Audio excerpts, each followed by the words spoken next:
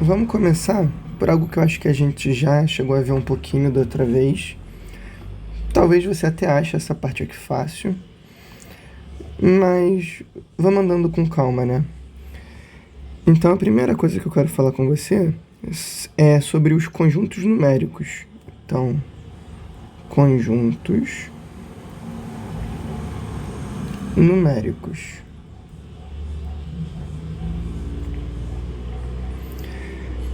Então nós temos, né, os principais conjuntos numéricos são os seguintes: o conjunto dos números naturais, o conjunto dos números inteiros, o conjunto dos números racionais, o conjunto dos números irracionais, que normalmente é representado por R menos Q, o conjunto dos números reais e o conjunto dos números complexos. Existem outros, existem tantos quantos você quiser, né? Você pode criar também os seus próprios conjuntos. Você pode, por exemplo, querer criar o conjunto dos números pares, né? Então, 0, 2, 4, 6, pronto. Aqui você tem já um outro conjunto. Desses daqui, que eu diria que são os principais, você só não vai precisar saber os complexos. É bem improvável que você, na sua faculdade, precise trabalhar com números complexos, então nós não vamos abordar eles. Então vamos ficar apenas nos naturais, nos inteiros, nos racionais, nos irracionais e nos reais. E aí nós vamos entender cada um deles. Vamos começar pelos naturais. Os naturais são basicamente o conjunto dos números que servem para contar. Voltando aqui, tive que dar uma pausa. Acho que eu perdi o fio da meada. Tá, números naturais. E os números naturais servem para contar. Para contagem, né? E quem são os números naturais? Bom, são os mais conhecidos, né? 1, 2, 3, 4, 5. Reticências, né? Reticências, quando a gente coloca reticências, normalmente a gente quer dizer que algo vai para sempre, né? Infinito. Sempre significa isso? Não. Às vezes a gente usa reticência simplesmente por preguiça mesmo, né? Então imagina que eu quero ir do 1 ao 100, né? Então 1, 2, 3, reticências, 100. Por isso que normalmente a gente evita o uso de reticências, porque às vezes significa uma coisa, às vezes significa outra, às vezes torna o conjunto ambíguo. Por exemplo, se eu escrever 0, 2, 4 reticências, o conjunto está ambíguo. Você não sabe, por exemplo, se eu vou escrever o conjunto dos números pares, 0, 2, 4, 6, 8, 10 reticências, ou se eu vou escrever o conjunto das potências de 2, 0, 2, 4, 8, 16, 32 reticências. Então veja, as reticências aqui ficaram o quê? Ambíguas. Meu conjunto, quer dizer, ela tornou o meu conjunto ambíguo, né? Então a gente vai evitar as reticências em contextos mais formais. Então vamos lá, o conjunto dos naturais serve para contagem. E o que eu quero dizer com isso? Por que os números naturais servem para contar? Porque veja, o que significa contar? Contar nada mais é do que comparar dois conjuntos.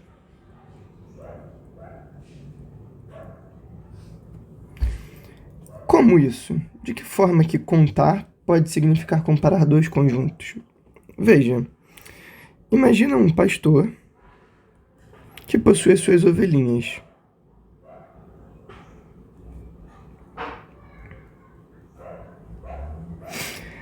E aqui ele tem um celeiro ou qualquer lugar aqui onde as ovelhas ficam protegidas durante a noite. E vamos supor que ele tenha na mão um saco com pedras. Então, quando ele vai guardar as ovelhinhas à noite, supondo que ele não conheça os números, ainda assim ele pode contar, porque a contagem não é algo que necessariamente requisita o uso de números. Ele pode contar usando algo chamado correspondência. Correspondência 1 para 1. Tudo bem que agora eu estou usando a palavra 1, né? Então dá a entender que já tem aqui subentendido uma ideia com números, né? Mas enfim. Então o que ele faz? Para cada ovelha que entra no celeiro, ele coloca uma pedra no saco. Então entra uma ovelha, ele coloca uma pedra no saco. No dia seguinte, para cada ovelha que sair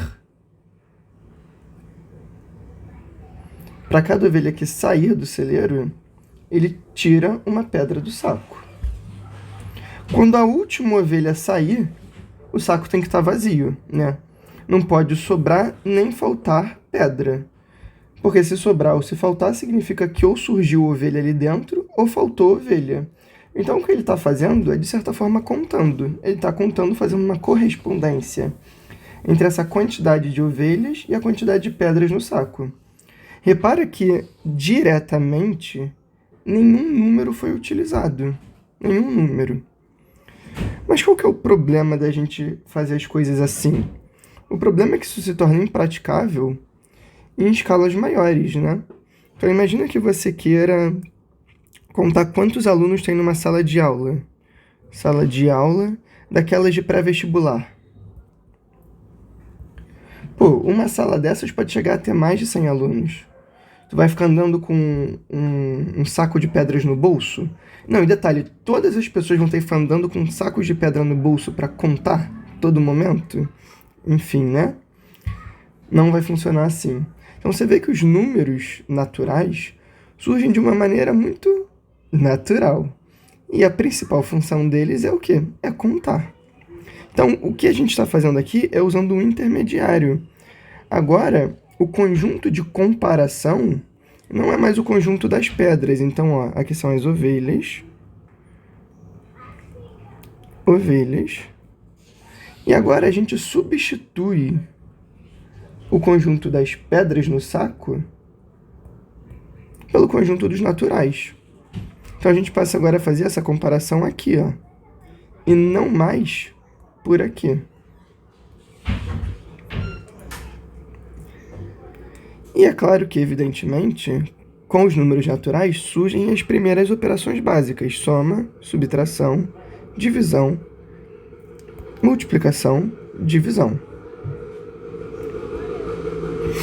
Então, nós podemos somar dois números naturais. Estou usando letras para representar de forma genérica, né? Eu não estou especificando quais são esses dois números. Eu estou indicando que podem ser quaisquer dois números naturais, A e B. Eu posso subtrair dois números naturais, eu posso multiplicá-los e eu posso dividi-los. Porém, aqui e aqui tem um asterisco. Porque, veja, sempre que a gente soma dois números naturais, isso resulta num terceiro número natural. Por exemplo, 1 mais 2 é 3. 4 mais 5 é 9. 10 mais 10 é 20. Dois números naturais somados sempre dão um número natural. E a mesma coisa para multiplicação. O ponto pode representar uma multiplicação. Então, tanto ponto quanto x. Eu, na maioria das vezes, vou usar um ponto. Então, 1 vezes 2, 2. 4 vezes 5, 20. 10 vezes 10, 100. Então, a gente vai dizer que os números naturais são fechados na soma e na multiplicação. Como assim fechados? Exatamente essa ideia. Um número natural mais um número natural é um número natural. Um número natural vezes um número natural é outro número natural. E agora você vai entender porque eu coloquei um asterisco na subtração e na divisão. Veja, 5 menos 3 é 2, que é um número natural. Perfeito. 10 menos 4 é 6, que é um número natural. Mas repara que eu sempre coloquei o número maior na frente e o número menor atrás. Número maior na frente e o número menor atrás. E se eu inverter a ordem da subtração? 3 menos 5. 4 menos 10. Veja, 5 menos 3 significa que você tem 5 de uma quantidade e você perdeu 3 dela. Quanto restou? 2.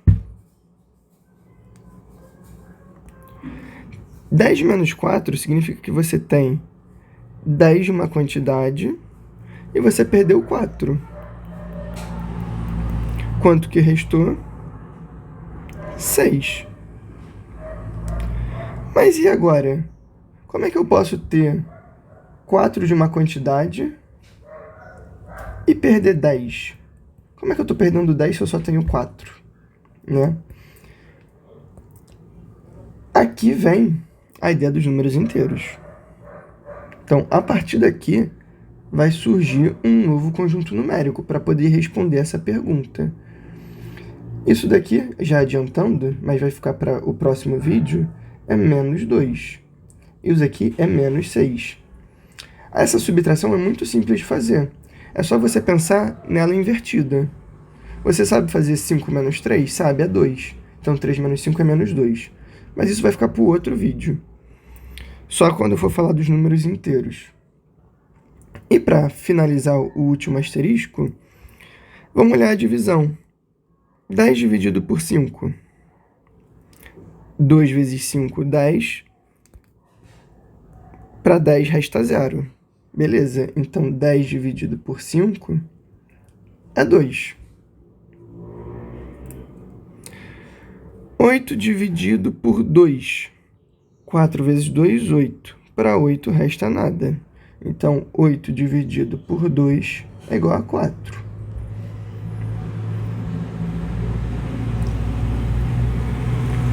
Mas e se agora eu também fizer o contrário de novo? Então, 2 dividido por 8.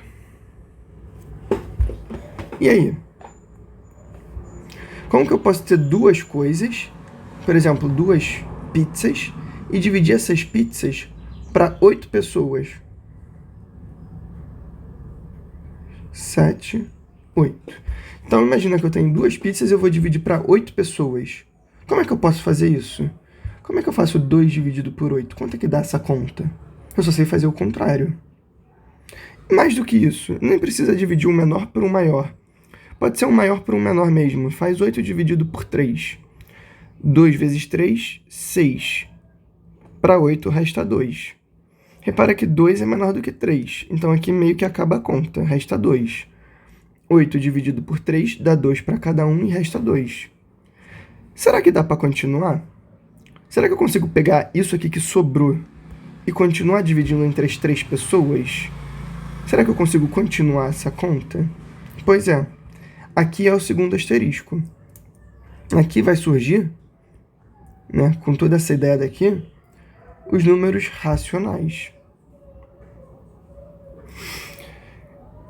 Então, os naturais são fechados apenas na soma e na subtração.